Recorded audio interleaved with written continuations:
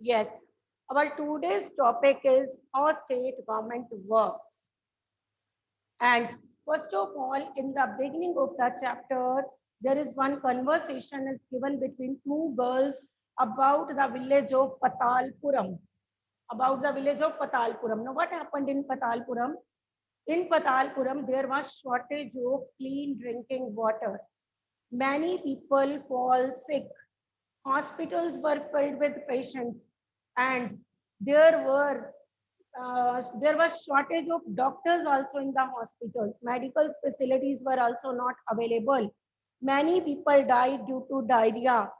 So that's why people of Patalpuram, they gathered near the house of MLA of their constituency. People gathered near the house of MLA. MLA के घर के बाहर लोग इकट्ठे होते हैं, and one from the crowded people, जो लोगों का रश था, one person was shouting, एक shout कर रहा था. So he was the member of the opposition party and he was blaming the MLA of the ruling party that government has done nothing for the people of Patalpuram. So this is about the discussion that was, you can see in the pic between two girls. पतालपुरम के बारे में बताया हुआ है, आप इस discussion को पढ़ सकते हो अपने आप बाद में. तो first is what is constituency. Constituencies होती क्या है? No listen carefully. For the purpose of election, for the purpose of election, state election, state in this chapter we will read about state government, क्योंकि state government लिखा हुआ है तो मैं state की constituency ही बोलूंगी. For the purpose of election, state is divided into smaller parts. Listen again. For the purpose of election, state is divided into smaller parts. That is known as assembly constituencies. For the purpose of election, state is divided into smaller parts, and that is known as assembly constituencies. Assembly constituency. From each constituency, one member is elected. From each constituency, one member is elected, known as MLA. Number of members in state legislative assembly vary according to the size and population of the state. ये नहीं है हर legislative assembly में number of members is same, ऐसा नहीं है. Number of members very करता है, different होते हैं in each legislative state legislative assembly. क्यों वेरी करता है? According to the size and population of the state. अब यहाँ पे मैं आपको एक एग्जांपल बताती हूँ. It's not given in the book and not for paper, आपकी नॉलेज के लिए बताती हूँ. फॉर एग्जांपल मैं बोलती हूँ जैसे उत्तर प्रदेश. उत्तर प्रदेश में सबसे ज्यादा मेंबर्स हैं लेजिस्लेटिव असेंबली में, and in Uttar Pradesh there are 404 members in legislative assembly. Uttar Pradesh. It's not for paper, only for knowledge. ठीक है, मैंने बताया constituency. For the purpose of election, state is divided into smaller part, that is known as state. या आप कह सकते हो assembly constituencies. Number of आप कह सकते हो constituencies vary करता है constituencies का number according to the size and population of the state. अब उत्तर प्रदेश में 404 है. ठीक है, सबसे ज्यादा कहाँ पे है मेंबर्स, कॉन्स्टिट्यूएंसीज कहाँ पे है? उत्तर प्रदेश. उत्तर प्रदेश में 404 एंड सबसे कम गोवा, वो ओनली 40. सबसे कम कहाँ पे है? Goa, only 40. And in Punjab, Punjab में हम रहते हैं तो हमें अपनी स्टेट का तो पता ही होना चाहिए. पंजाब का इसलिए करवा देती हूँ. 117. पंजाब के कितने हैं? 117. ठीक है, constituencies in Uttar Pradesh 404, Goa 40, Punjab 117. And in your book example of Himachal Pradesh is given. Himachal Pradesh का उन्होंने खुद ही दिया हुआ है, दैट इज 68। हमने इसके बारे में पढ़ना है Himachal Pradesh, but you have knowledge about Punjab 117, क्योंकि हमारी स्टेट है तो हमें पता होना चाहिए कितनी कॉन्स्टिट्यूएंसीज हैं, ठीक है। तो first of all what is constituency. अब अभी मैंने बोला from each constituency, from each constituency one representative is elected, that is known as MLA. MLA means member of legislative assembly. MLA की full form member of legislative assembly. Is it clear? Person who gets maximum votes is declared winner and वो बन जाता है MLA. From each constituency one member is declared winner. जिसको maximum votes पड़ते हैं that member is declared winner, and उसे क्या कहा जाता है, MLA, member of legislative assembly, ठीक है। अब मैं पूछूंगा, members of legislative assembly are elected, कैसे इलेक्ट होते हैं, थ्रू इलेक्शंस। कौन इलेक्ट करता है, people, by voting. How members of legislative assembly are elected, members of legislative assemblies are elected through elections by the people. इन्हें कौन elect करता है, लोग। अब ये तो बन गए what do mean by MLA. अब गवर्नमेंट कैसे बनती है, और government is formed, party, political party that gets maximum number of seats is declared ruling party. Political party that gets majority seats is known as majority party or ruling party. Political party, अभी मैं majority का भी meaning बताऊंगी। Political party, इसका majority का meaning है ये, political party that in elections, political party that gets maximum number of seats is declared winner and is known as majority party. Majority party forms and run government. Majority party forms and run government. मैं आपको यहाँ पे example बताती हूँ। For example मैं अभी बोल रही हूँ, जैसे हम एग्जाम्पल लेते हैं हिमाचल प्रदेश। तो हिमाचल प्रदेश में कौन सी पार्टी मेजोरिटी पार्टी बनेगी, अगर उसको मोर देन हाफ सीट्स मिलेंगी। More than half seats means इसको आराम से, इस पार्टी को चाहिए 34 से अबव, 34 और 34 से अबव सीट्स चाहिए इसको, अगर मेजोरिटी पार्टी बनना है, ठीक है। बट यहाँ पे तो बीजेपी को 40 से अबव सीट्स मिली थी। Now listen again, majority party, party that gets maximum seats, जिसे ज्यादा सीट्स मिलती हैं, ठीक है, that is declared winner, that is known as majority party. वो मेजोरिटी पार्टी बन जाती है, and that is known as that is the ruling party. वही रूलिंग पार्टी बनती है, and that party forms and run government. And here I have written opposition, अब जो नहीं जीत पाते, ठीक है। Political party that get, that is the second competitor.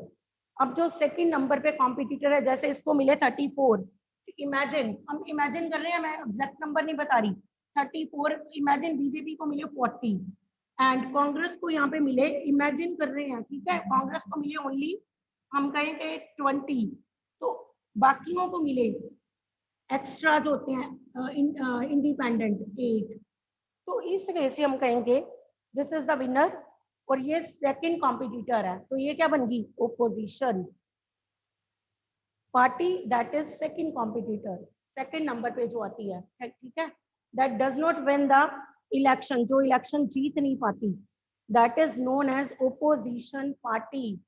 And in our country opposition party, ये पार्टी तो गवर्नमेंट चलाती है, फॉर्म एंड रन गवर्नमेंट, तो what's the function of opposition party, opposition party also play important role in our country.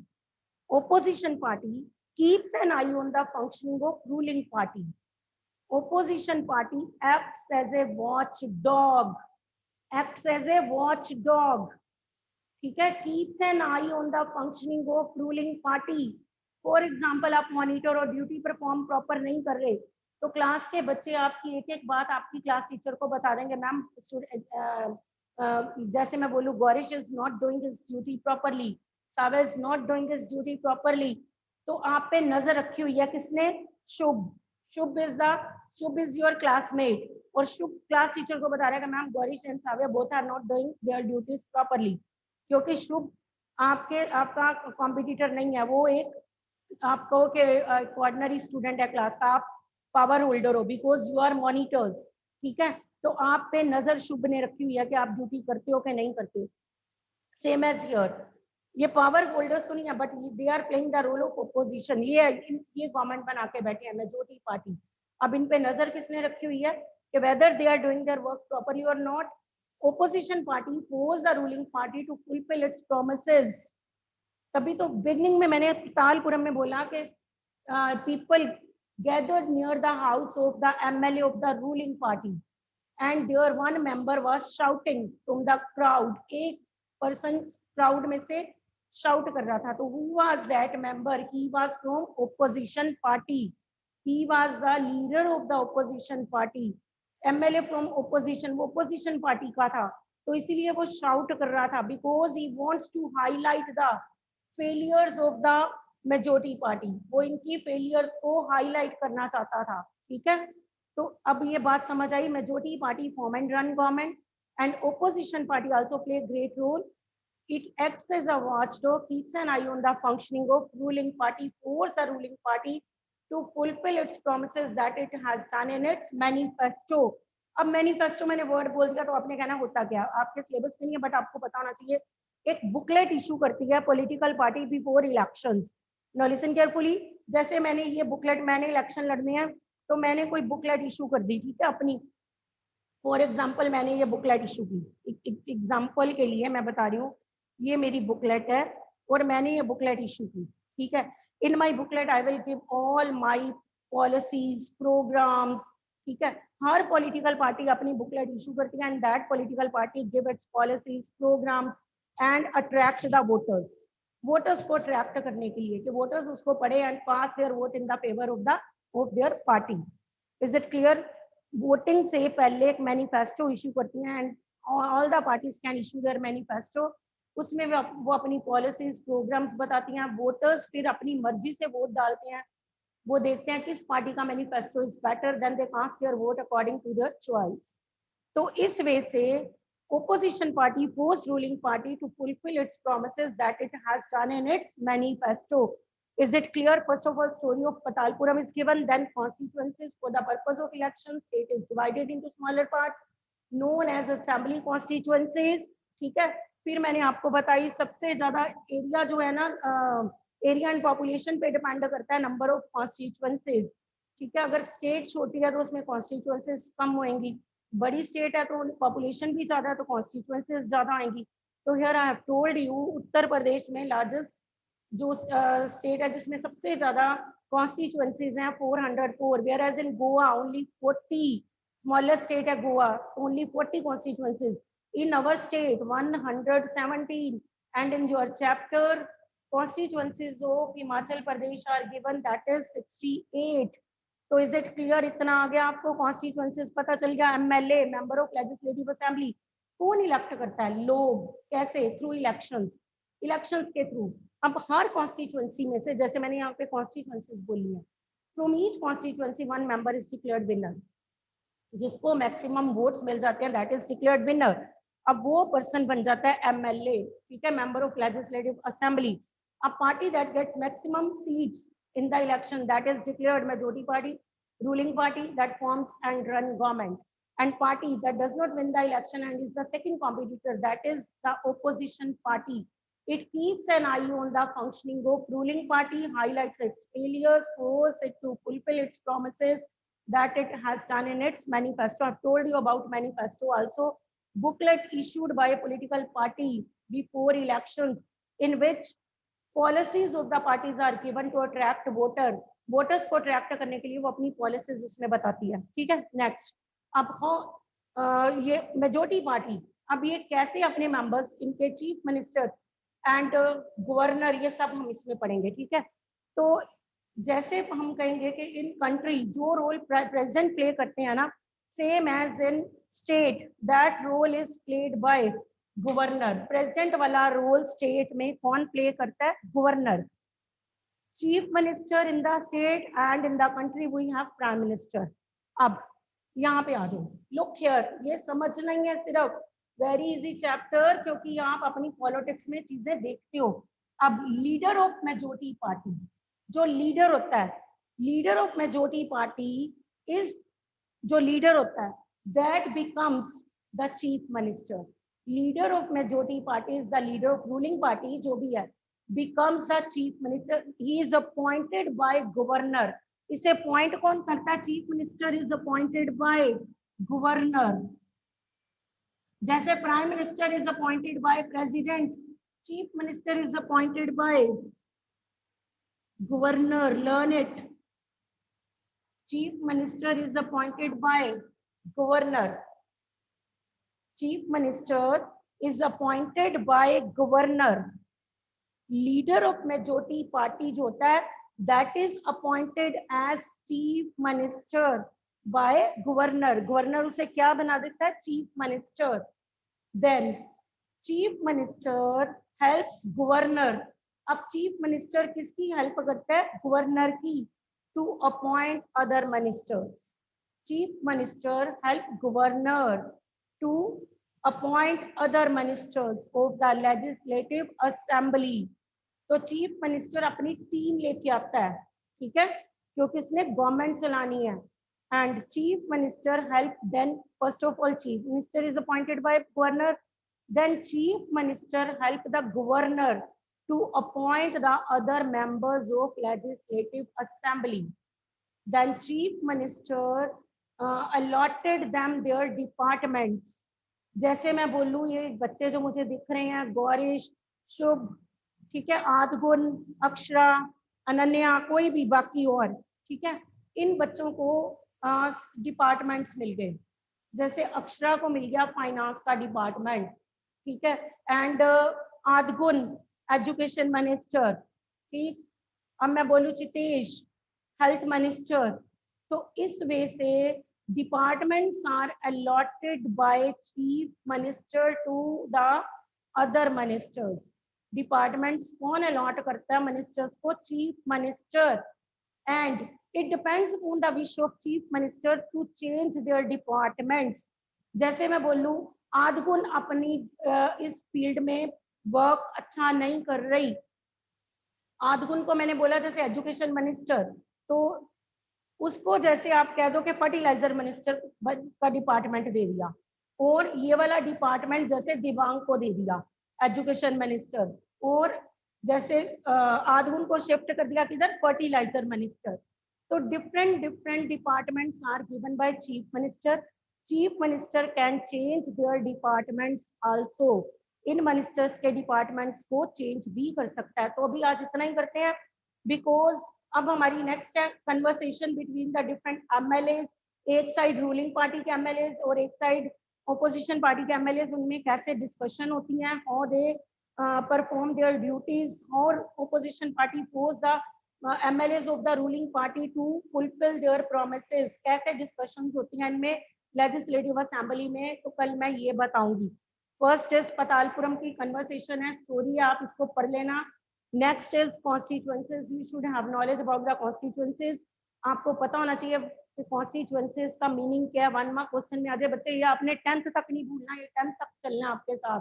What do mean bye constituencies, ठीक है, ये lesson आपका 10th तक आपके साथ है। Next is MLA, member of legislative assembly. Her constituency में से एक मेंबर इलेक्ट होता है, that is MLA, member of legislative assembly. कौन इलेक्ट करता है? पीपल। कैसे? Through elections. इनका टेन्योर कितना होता है? You should know the tenure also 5 years। Tenure is 5 years, 5 साल के लिए गवर्नमेंट बनती है, ठीक है। फिर जिस पार्टी को ज्यादा सीट्स मिलती हैं that is declared winner. Majority party, ruling party, वही गवर्नमेंट बनाती है, सब कुछ वही करती है, ठीक है। नेक्स्ट, एक पार्टी ऑपोजिशन का रोल प्ले करती है, ठीक है। अब चीफ मिनिस्टर किसको अपॉइंट करता है? Is appointed by governor.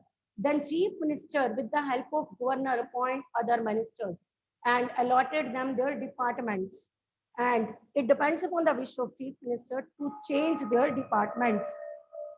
Thank you students, thank you for listening. and have a nice day.